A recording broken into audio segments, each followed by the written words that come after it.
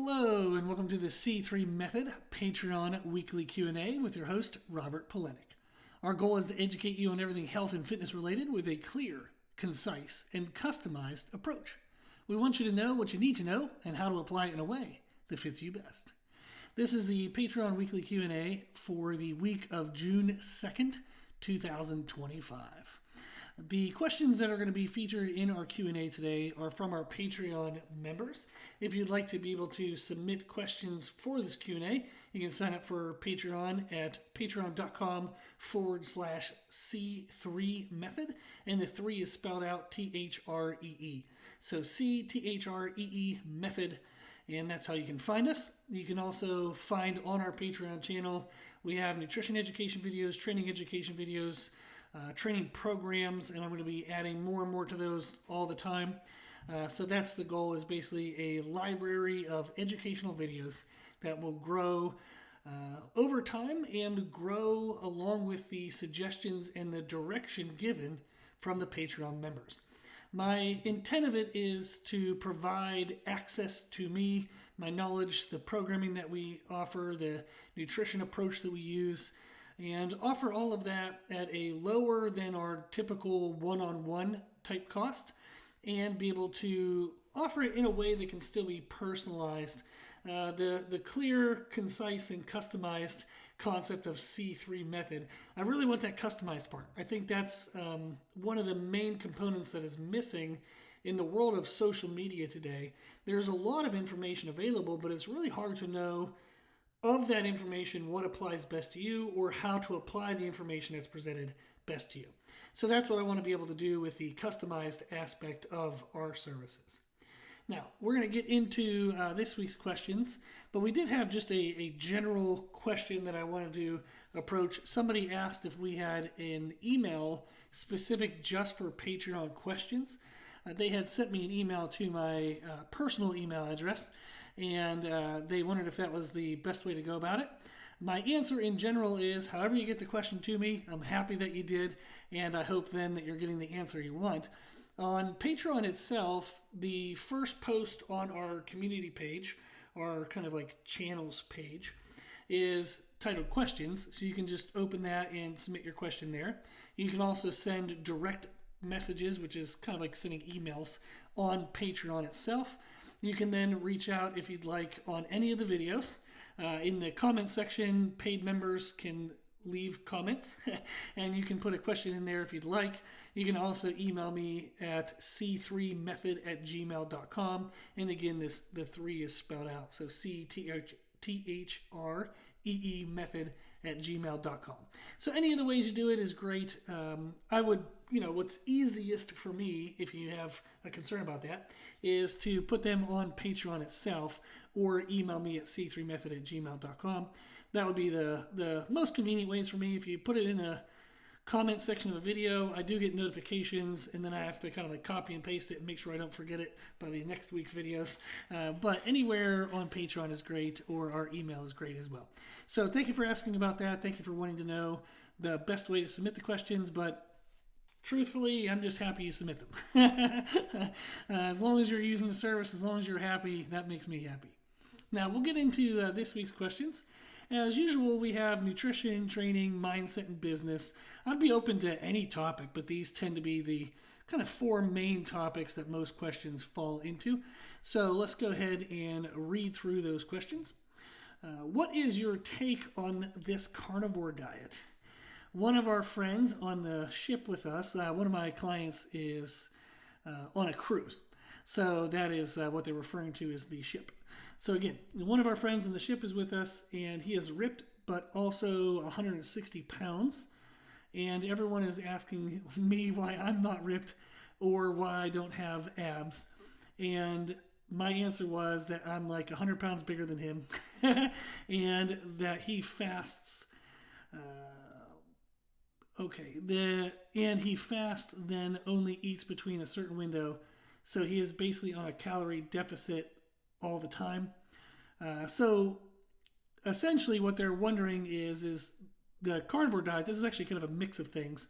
So apparently this person is doing the carnivore diet plus mixing in intermittent fasting. So there's a couple layers there. And then my client is not doing that. They're a competitive bodybuilder, so we do eat a lot of carbohydrates, and they're in their off season.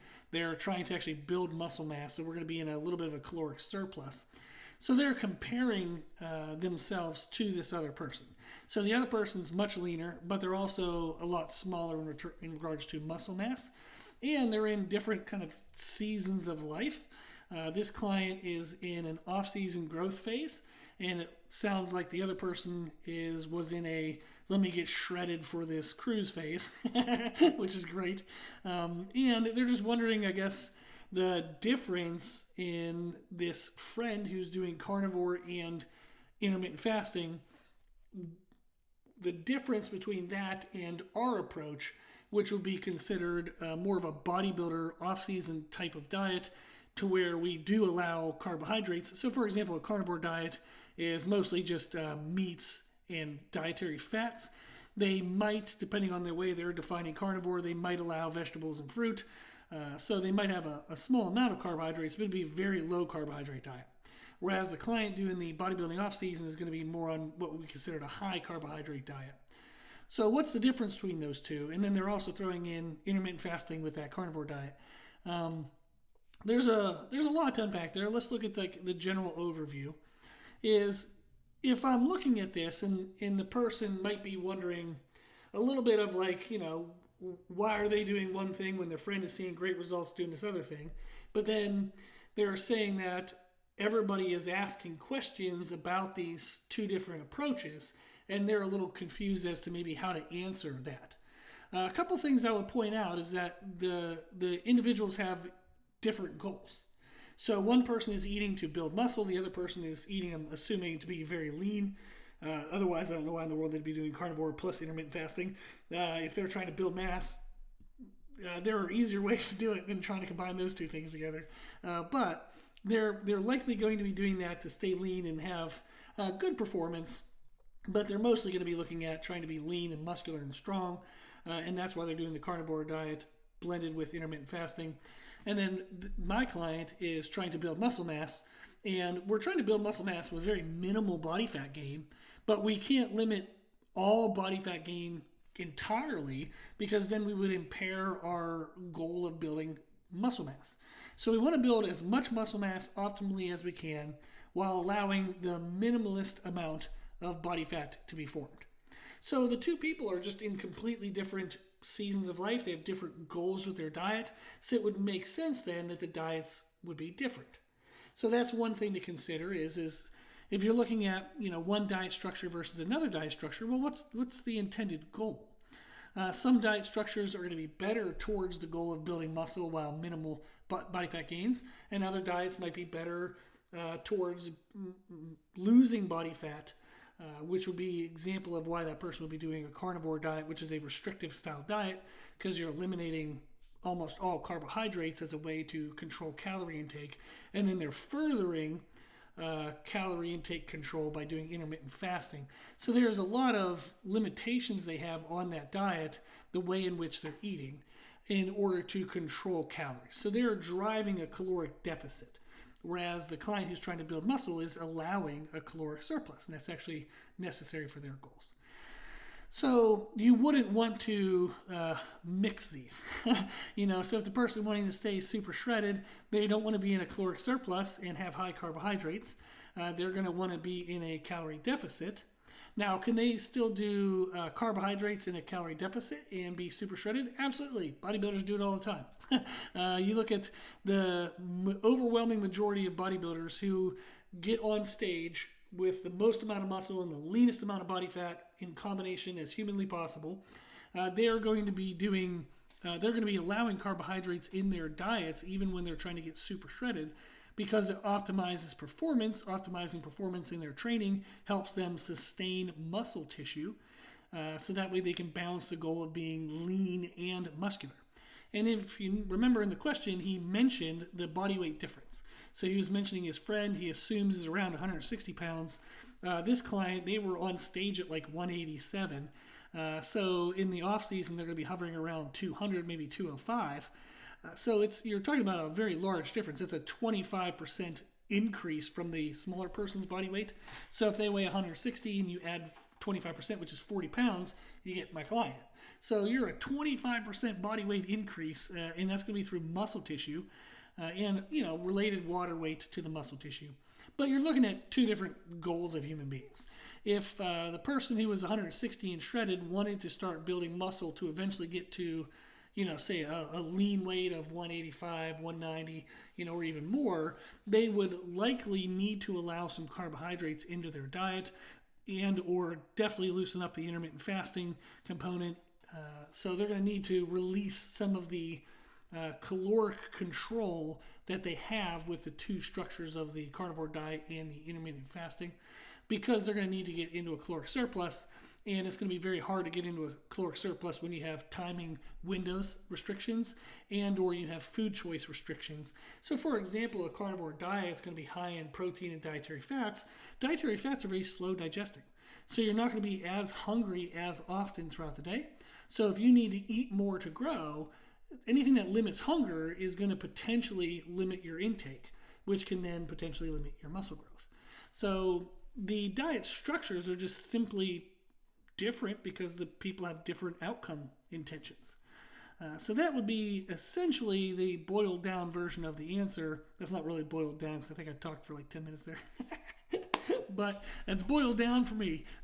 So you could definitely just go into like crazy nitty-gritty detail on all three of these structures, considering carnivore diet and intermittent fasting are separate structures, and then a carb-based diet for muscle growth. So we could spend more time ripping these apart and talking about pros and cons, but that would be the general advice, is it depends on the goal.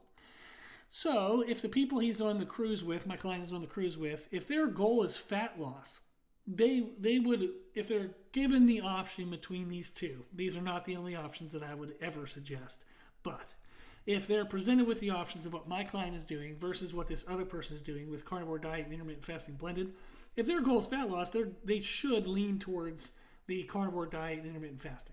Now, are those the best goals for fat loss, like the best diet structures? Absolutely not. Not for everybody. It works great for some. It works horribly for others.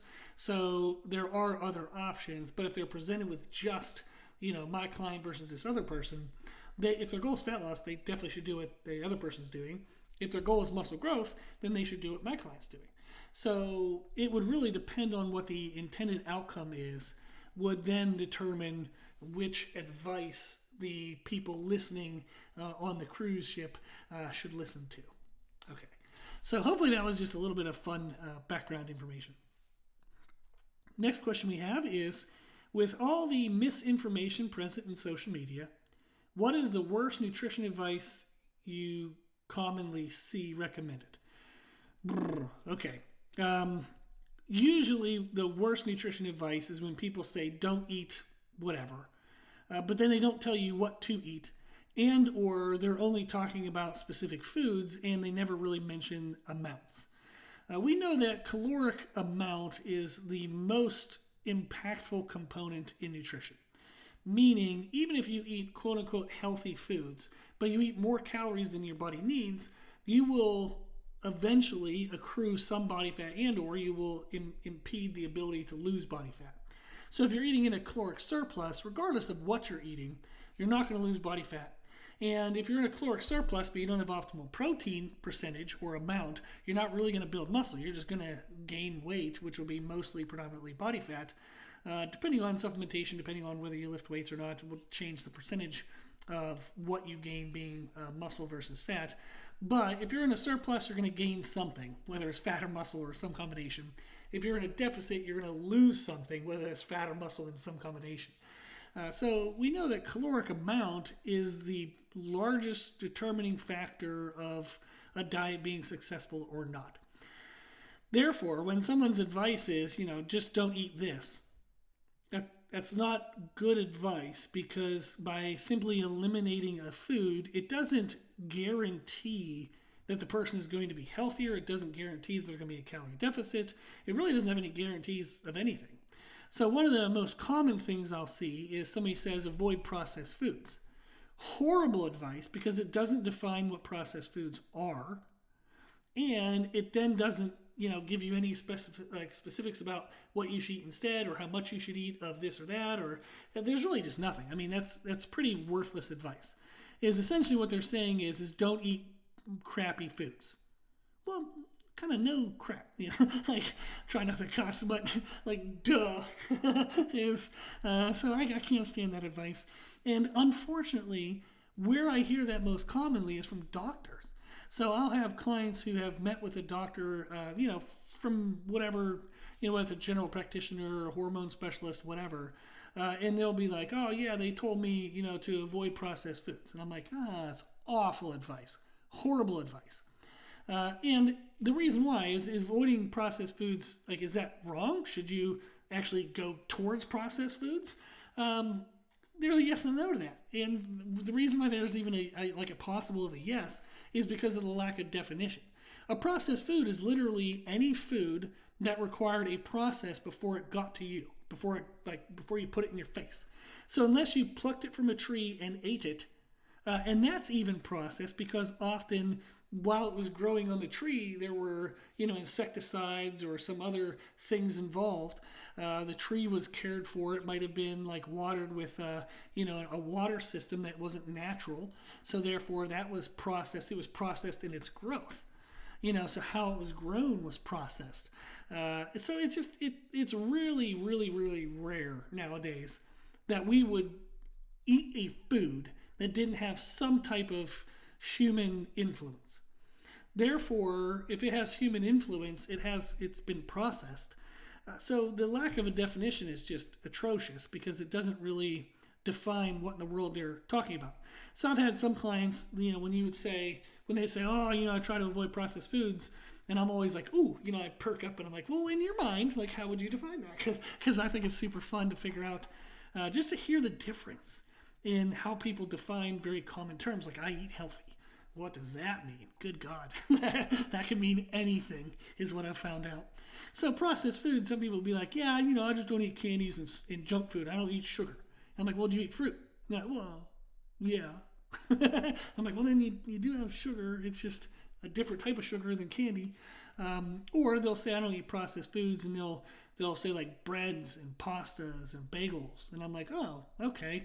But yet they'll, drink a soda. And I'm like, how is that not like, you're afraid of bread making you fat, but you'll drink soda? Like, what's going on here? So I usually find that the definition of processed per individual is pretty unique to each individual. There are some general, commonalities, but it's very rare. It doesn't exist that across many people you'll find the exact same definition. So that is probably what I would consider to be the worst nutrition advice, is when somebody just tells you to avoid processed food. It's not necessarily that the advice is inherently bad. It's just so nondescript and undefined that it's basically useless. There you go. Okay.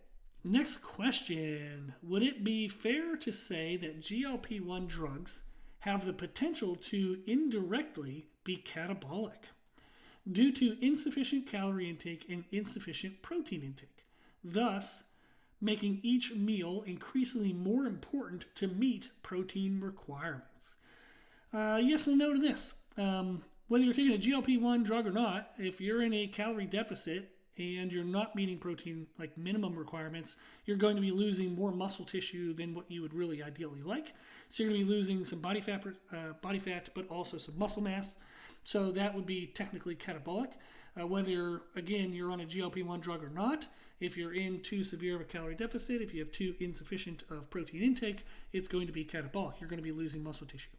Now, a GLP-1 can magnify that concern because a GLP-1 slows digestion, and thus it kind of like lowers hunger, and therefore you're more likely to be in a caloric deficit. And if you're not tracking calories and being purposeful, you're more likely to be in a severe or a too severe of caloric deficit. And if you're under eating food, you're likely going to be under eating protein, especially since typically people, when they're eating like maintenance level of calories, they barely get enough protein. And even when they're in a surplus of calories to build muscle, they barely get enough protein. Protein is usually something that people undereat or barely eat enough. Very rarely is anyone overeating protein. It does happen. It's just very rare. So most people, they undereat protein already. So then if you reduce their overall food intake, you're going to be reducing their protein intake, which then makes it likely that it's severely insufficient, meaning it's not going to be enough to maintain muscle mass. So GLP-1 drugs can contribute towards muscle loss, but not, it can happen without them, and it can happen with them. It's more likely to happen with them, sure, but it can also happen without them. But people can also take GLP-1 drugs and not be catabolic. I have many clients who take a GLP-1 drug either before we met and they were not getting great results and it was causing chaos, so then I kind of helped them figure out how to fix that and adjust that. Or they were wanting to lose a lot of weight, they ran into a lot of emotional problems, a lot of just issues, and we figured out a GLP-1 might be helpful for them to kind of curb some of those issues. So we might start a GLP-1 drug while we're trying to lose fat. And as long as we're controlling our calories, as long as we're controlling our protein intake, so calories are low but not too low, protein is high, but there's never really a too high, but it's high enough. And we're controlling that well, and the GLP-1 drug is underlyingly just help controlling cravings and kind of help balancing their emotional and mental mindset through the process, then great. So a GLP-1 drug doesn't automatically mean they're going to be catabolic. It can increase the likelihood that that could be happening, but it doesn't directly cause it. There. Cool. Okay, the next question we have is a training question. We actually have two training questions. So the first is there a difference in how you would train an individual with rheumatoid arthritis versus degenerative arthritis? Both need low impact exercises, flexibility, aerobic exercises. But is there a difference in strength exercises? Are there exercises you should avoid, such as the leg press? Okay, rheumatoid arthritis and degenerative arthritis. We don't need to really specify a difference. That's mostly it's going to be controlled through nutrition. You can impact arthritic symptoms by regular exercise and mobility work, like they mentioned. You can basically, a person who is experiencing stiffness and pain in their joints, if they keep all other elements consistent and they add exercise, assuming it's not crazy, wildly intense, exercise, meaning it's an appropriate exercise for where they are in their life, exercise progression, it will make them feel better. Now, would you do exercise alone? Hell no, absolutely not. You would 100% want to address nutrition because that'll have an even larger impact than exercise. So if I had to pick between the two, I would address nutrition before I would address exercise. Nutrition is way more impactful, making sure they have enough calories, not too many, not too few, enough protein, make sure they have enough protein, and hydration. Typically, arthritic issues happen as you get older. And as we get older, we tend to consume less fluid. There's a lot of reasons for that. Reduced activity, reduced muscle mass, blah, blah, blah. Some people can have like incontinent issues, like where they just don't want to have to pee 1,000 times a day, and or they don't want to, wet themselves. So they'll just restrict fluid during the day and only drink at night. That can further exacerbate the issues of arthritis. So we want to make sure we have proper calories, proper protein, proper hydration, and then there are some like inflammatory foods that you can find for individuals, and you would want to figure those out and kind of reduce those or eliminate those. So there's a lot you can do nutritionally. So that's what I would start with for sure.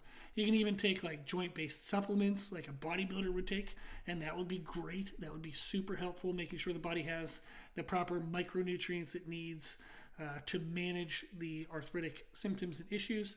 So that's all the stuff I would start with first.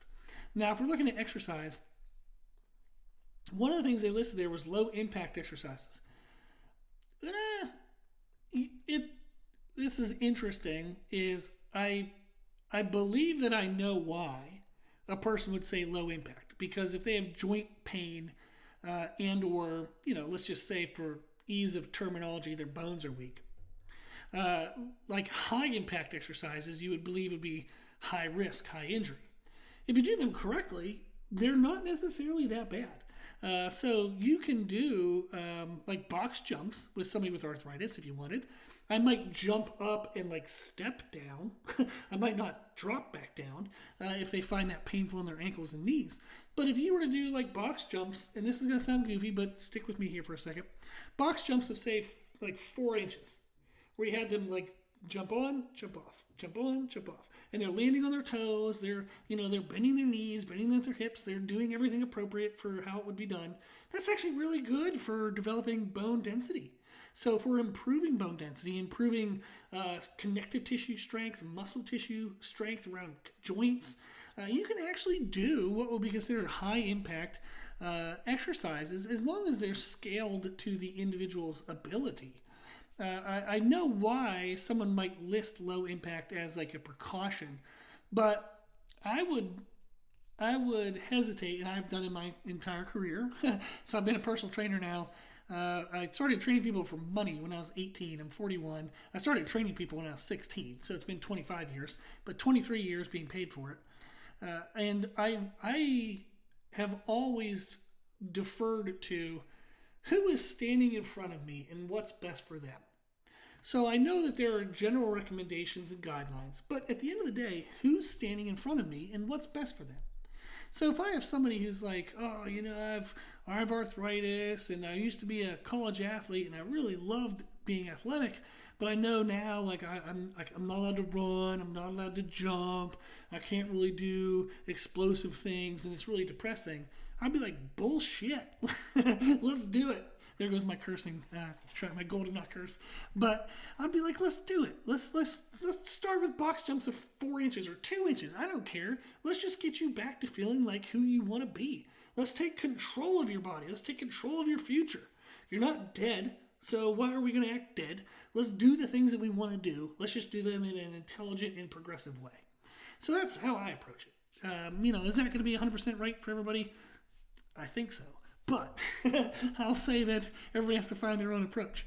That's just the approach that I like and what I've used over the years and what's allowed me to be successful and have fun and make a quality difference in someone's life other than just a physical difference. Like, I want them to be emotionally, mentally happy and live the life they want, have the body they want as much as we could possibly control.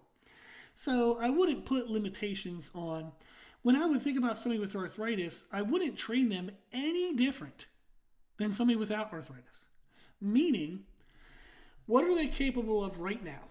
What is one step above that we can kind of push their body into? And then with proper nutrition, sleep, hydration, supplements, their body can adapt and grow into that new range. So it's kind of like we're trying to expand the body. So if the body can only handle this much, we want to push it to this much. Let it adapt. Push it to this much. Let it adapt. Push it to this much. Let it adapt. So if you have somebody who has physical concerns, such as arthritis, maybe you'll take smaller progressions than you would do with somebody without arthritis, but you don't take no progressions. You do want to push them to try to do things. And actually, the leg press, it's interesting that the person mentioned that in their questions.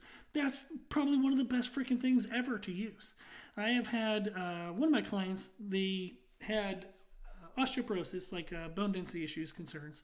And they were going I think it was every 6 months or every year, they were going to a hospital in Raleigh, North Carolina to get bone density testing done. And it could do it specific in sections of the body. So we actually were trained together for a long time. It might have been 6 months or so, I forget, where we were doing leg press. And when they first started, they could only do like maybe 90 pounds. Eventually got them to like 200 pounds, and they were kicking ass and feeling great. And then they went and got this bone density test that they had regularly scheduled. And their doctor was like, what in the hell have you been doing? Like, this is amazing. Your bones have actually gotten thicker. Your bone density isn't going down at the worse than normal age range because they had rheumatoid arthritis. It's actually not even going down normal to age range. It's not even just holding steady. It actually increased. And they were in their 60s. And they were like, well, I'm doing like weight training. I started getting a trainer. We're doing weight training. And they were like, well, what are you doing specific to your hips?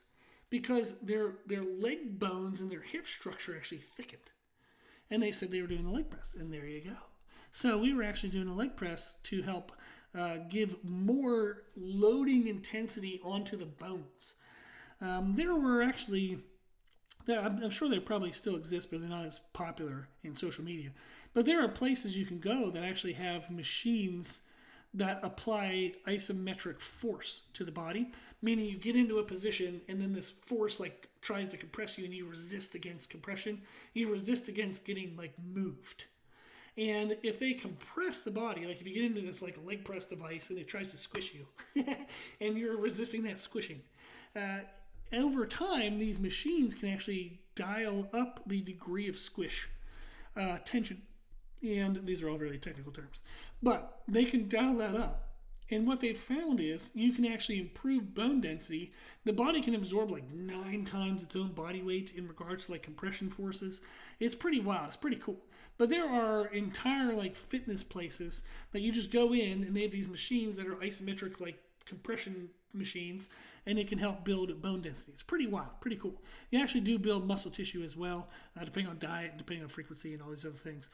But it's really cool to know that there's science around compression forces and how, if we have proper nutrition, proper rest, proper micronutrients, we can actually build up our bone density, even like regardless of age, into like 60s, 70s, 80s. So my theory is always like, unless you're dead, there's something we can do. So if you're dead, then it's a bummer. We probably can't do much.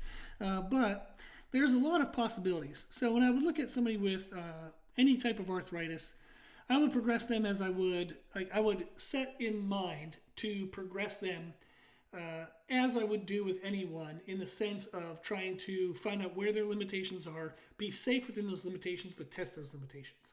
So you might take like smaller progressions, you might take a little more precautions from here and there and in different moments, different positions, but I really don't believe there needs to be.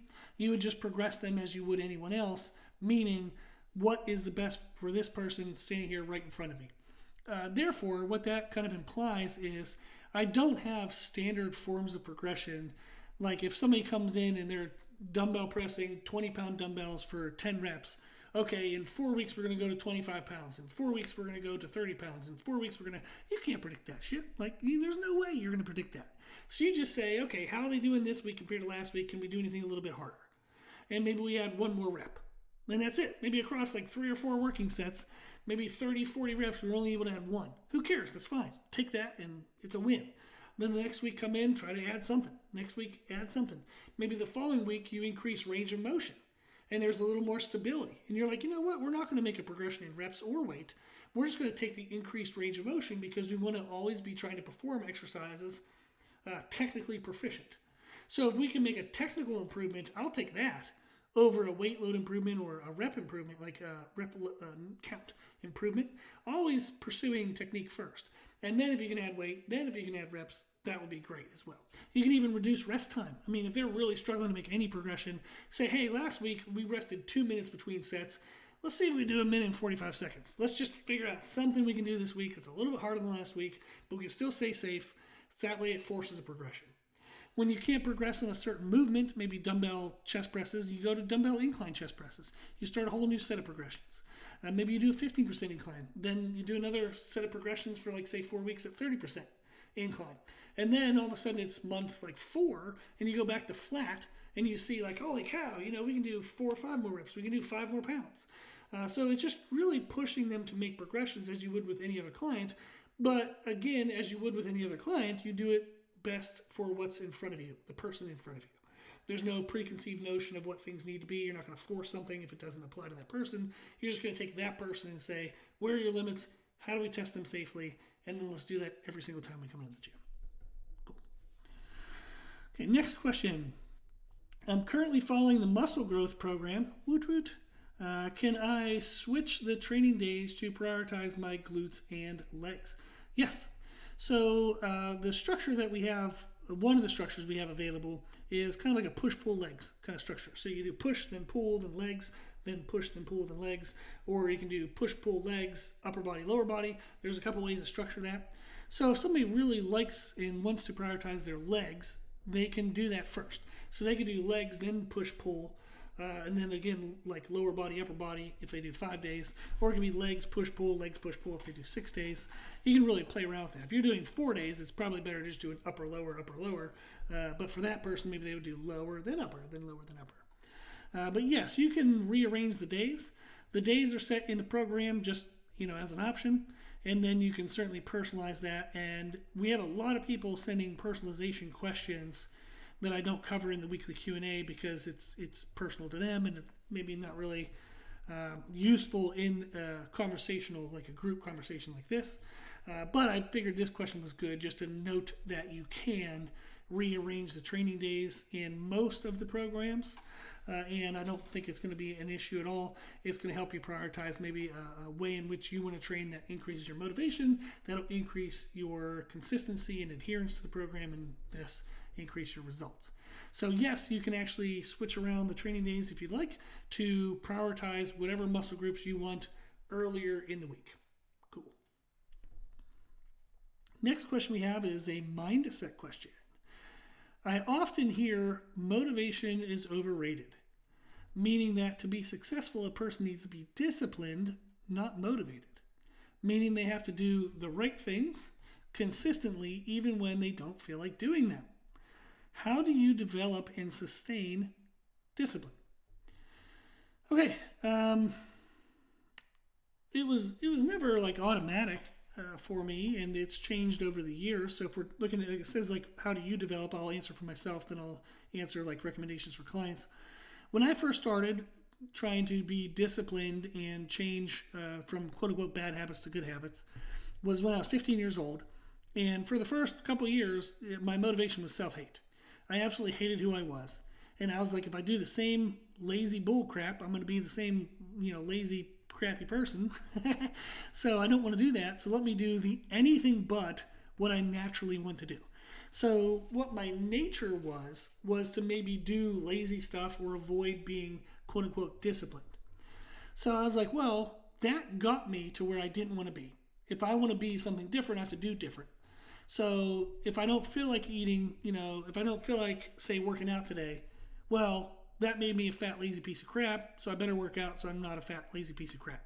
So for me, self-hate worked for a while.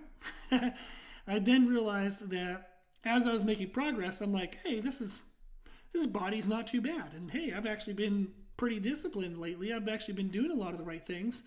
I no longer am motivated by the fear of staying who I was.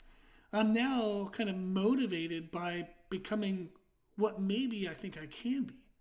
So before it was like, I'm really close to being the worst version of myself. Can I just be anything but that self?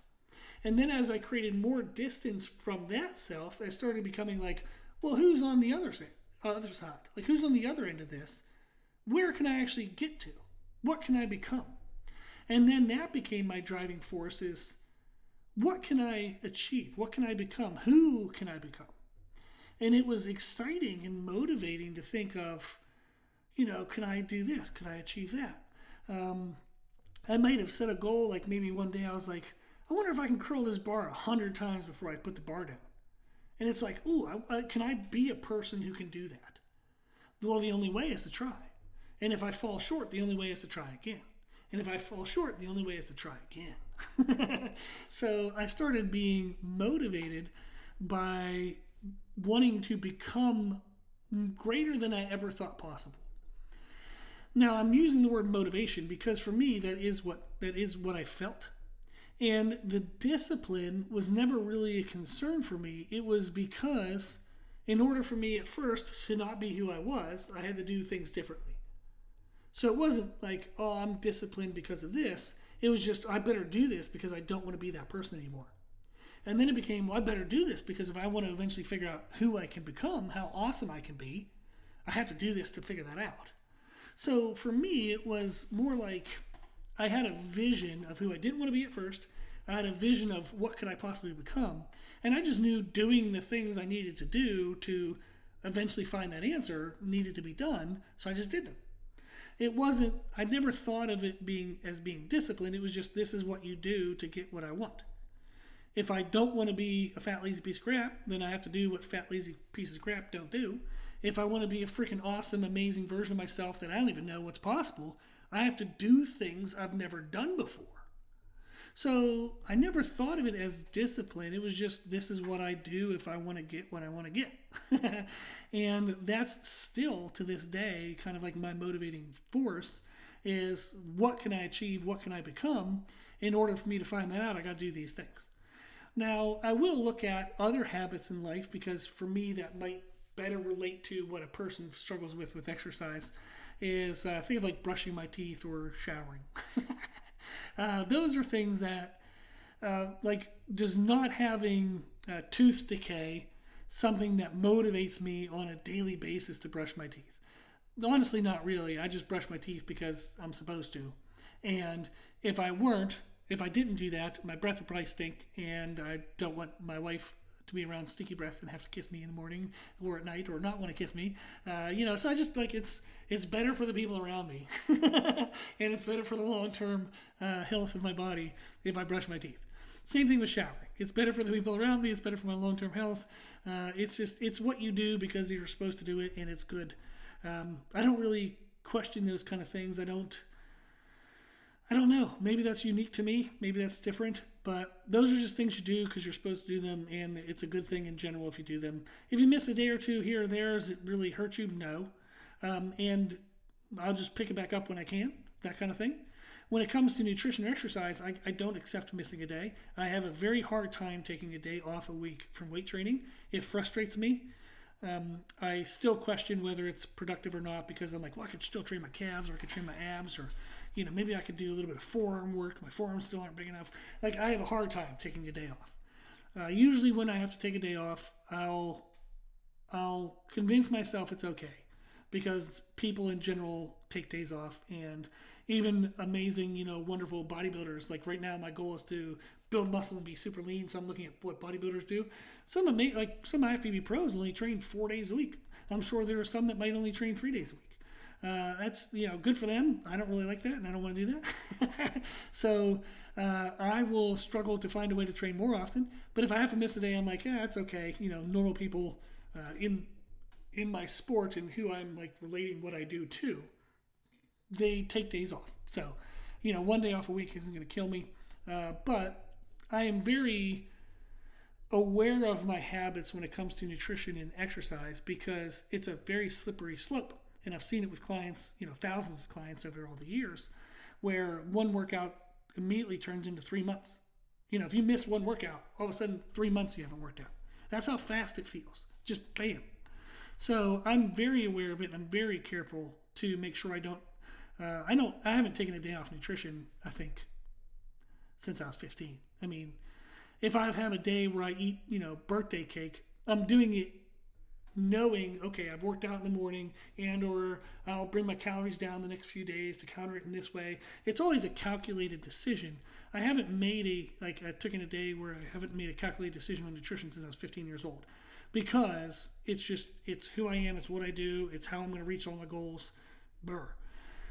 I don't know if I answered your question at all, but that is how I relate to the terms motivation and discipline. When I look at clients, what I typically recommend they do is to focus on progression, not perfection, because often what limits their discipline, what demotivates them, is they can't be perfect. Even people who have, pro cards in various aesthetic sports, bikini, figure, physique, women's physique, men's physique, classic physique, wellness, all the categories. Pros, like IFBB pros and drug-tested pros in aesthetic sports, they're not perfect. They make mistakes. You think about professional athletes make mistakes. Olympic Games athletes. I've worked with all these categories. They make mistakes. The people who are the best of the best still make mistakes from time to time. They are not perfect. They try to be perfect. I know that. But they aren't. And that allows us to know that, okay, if I make a mistake here or there, I don't throw the baby out with the bathwater. I don't, abandon all my goals and everything I've ever wanted to achieve because I made one mistake. I learn from that. I figure out why I made the mistake. I figure out if I can avoid that in the future, and I move on. So I tell them to aim for progression. Is whatever you did last week, try to do that or a little bit better this week, and do that for the rest of your life.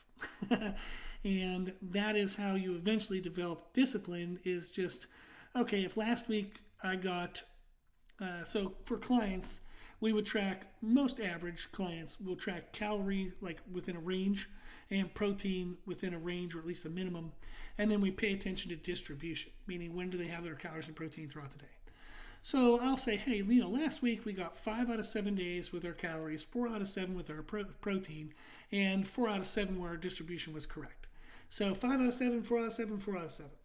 So if you're happy with the progress you're making, let's repeat that. If you want to make better progress, we got to get better than those numbers somehow. So next week, if they do 5, 4, 4, we're like, hey, great, we sustained our progress. That's wonderful. If you want to make a progression, let's see if we can beat 5, 4, 4. Maybe the following week they only get like 4, 3, 3, and they're like, oh my gosh, like that was awful. I'm like, well, it was less than last week, but it wasn't awful. You still got 4, still got 3, and you still got 3. That's 10. You got 10 things right rather than 0. So it wasn't a 0. You got 10. So let's not get too depressed here. Let's just figure out why it wasn't a 5, 4, 4. Where did we miss some things? How can we be better prepared in the next time that comes around?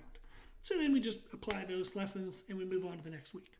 So I think what helps is focusing on progression, not perfection, and learning from our examples and understanding that this is a process that takes weeks and months and years, and hopefully the rest of your life you're going to try to be the best self. So we have your whole lifetime to go. So if I miss a meal, or if I miss a day, if I miss a week, if I miss a month, it's not that big of a deal. We just pick right back up when we can, and we keep going because we have our whole life ahead of us to do this. Cool. Okay, last question. If a trainer wanted to create an online training business, such as what you have, what tips would you give them? Whew, I could make a whole video series on that. Tips. It would depend on where you're starting from. If you're starting from, you have currently in-person clients, just make sure you focus on them, make sure they're getting great results. And if you're wanting to convert them to online training, then start to space out your training sessions. Maybe if you meet with them twice a week, go to once a week and write out some workouts that they're supposed to do on their own. Then eventually you get that to twice a month, then once a month, then none, and you're just doing it virtually. If you're wanting to transition away from in-person, if you're wanting to build on top of your in-person, then freaking crush what your in-person people are doing and get proof of what's happening that you can use on social media for marketing. Whether that's before and after photos, whether it's like PRs in the gym, maybe they send you a message about they're doing really awesome with their diet and they're super excited. Maybe they got a compliment from a family member or a friend, so you post that. Get rid of the personal details, so that way you're not sharing somebody's, deepest, darkest secrets.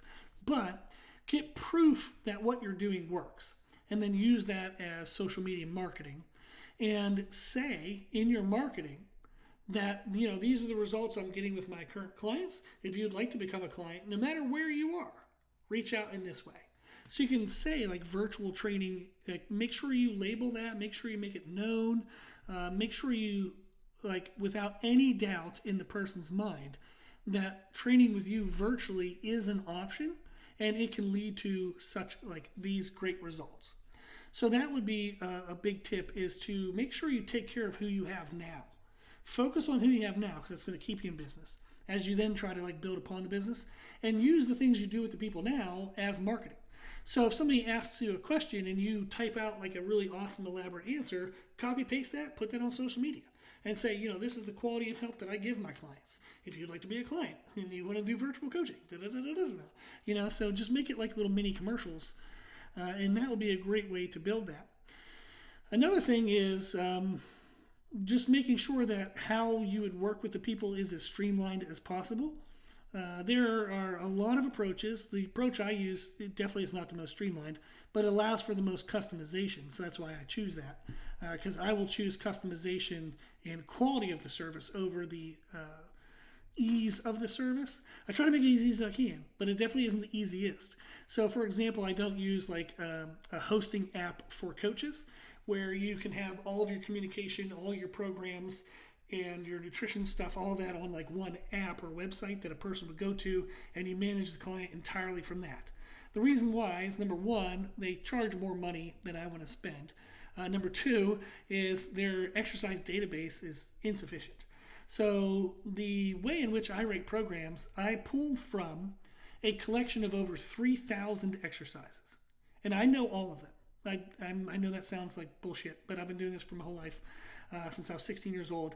If you name me any exercise, I'll be able to tell you like how to do it and what are like the pros and cons, the risk factors, all these things.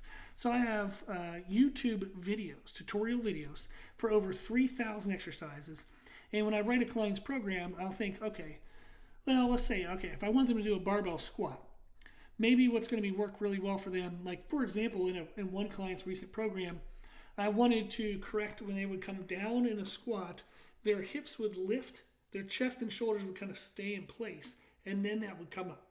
So what we did was we did paused concentric squats, meaning they went down, they came up, and it was about a third to half of the way, and paused, and then went up the rest of the way. The reason why is if they went down and they lifted their hips and left their shoulders in place and tried to pause, their body says, holy crap, this is awful. This is a lot of pressure on our lower back. All of our body weight is in our toes. This doesn't feel right at all. So it gives them this moment of feedback, this positional feedback that says, this is trash. We need to correct this. So very quickly the body says, oh, I need to keep my weight more on my heels. I need to externally rotate my knees as I come up, but not too much. So that way my knees aren't scooting forward. I want to make sure that I stay in this proper balanced position where I'm not too far forward, too far back. Everything's right kind of centered where it's supposed to be. You will find the most efficient position when you have to stop under a weight load. So we would do paused concentric squats. Then we would maybe the program, we would go into tempo squats. So they go down in 3, 2, 1, and then up in the same 3, 2, 1. So there's no longer a pause, but it's a slowed concentric, which allows them to still get that positional feedback, but it's more of a smoother movement, which will be what we need in the third program, which is we go back to regular squats, and now all of a sudden there isn't that weird little goofy hitch thing happening. I want to be able to choose those squat progressions, if that's what's best for that person. So pause concentrics, tempo squats, and then regular squats. But I get another client, and I might need a completely different set of progressions.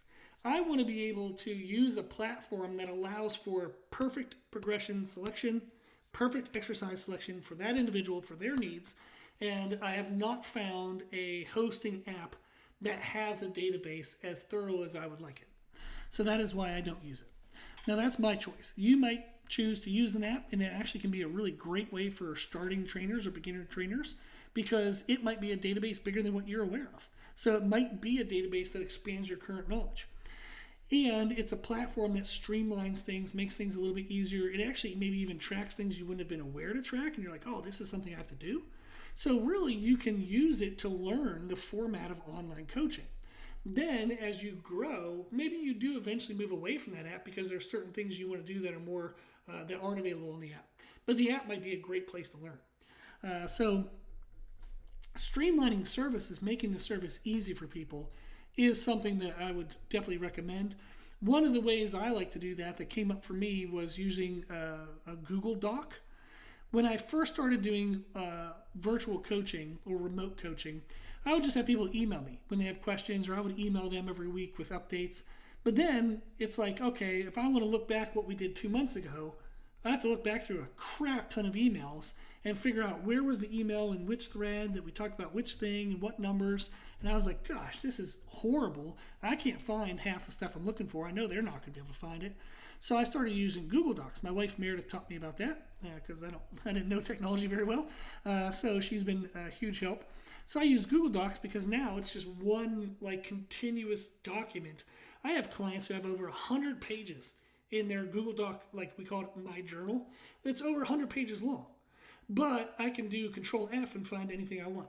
Or I can scroll back and say, oh, I remember in June we talked about da-da-da. So I just scroll back to the entry that's dated in June, read through one or two, find it, boom, move on.